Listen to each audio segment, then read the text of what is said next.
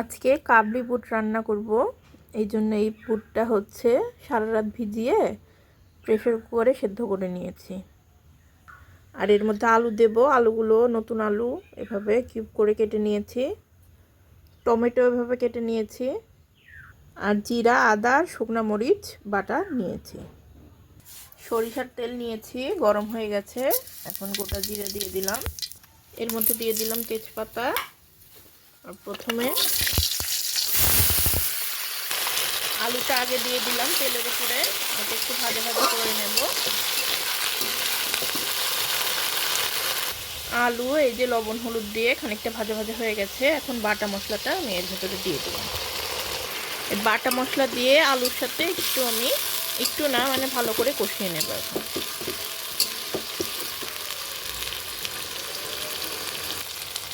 এই যে মশলার সাথে কষানো হয়ে গেছে আলুটা।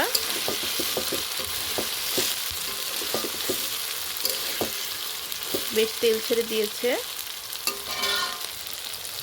এখন আমি এই টমেটোগুলো দিয়ে দেব, দিয়ে ভালো করে এটা কষিয়ে নেব।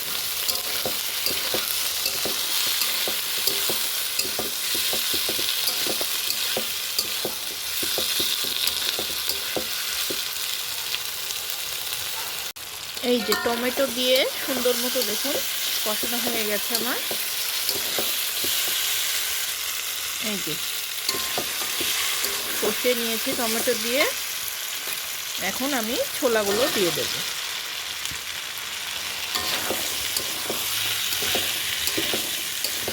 এখন ছোলাটা দিয়ে একটু আমি কষিয়ে নেব।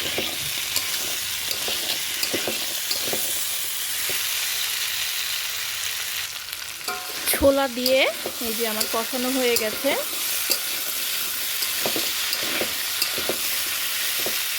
এখন এর মধ্যে আমি খানিকটা জল অ্যাড করে দেব।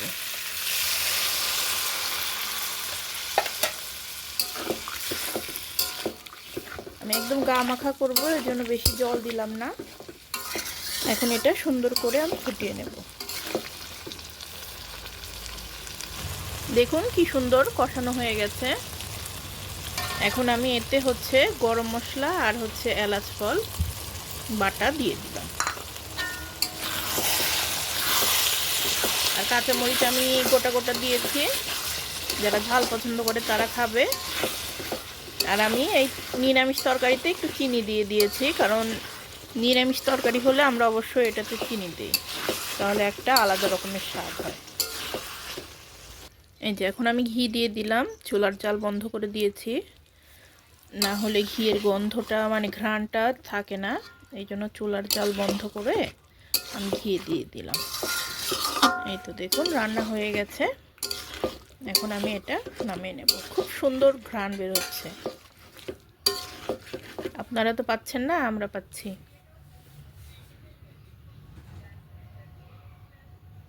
এই যে দেখুন নামিয়ে নিয়েছি। আর আমি লাস্টে হচ্ছে এই যে আদা কুচি দিয়ে গার্নিশিং করে নিয়েছি। এই তো ছোলার তরকারি রান্না হয়ে গেছে।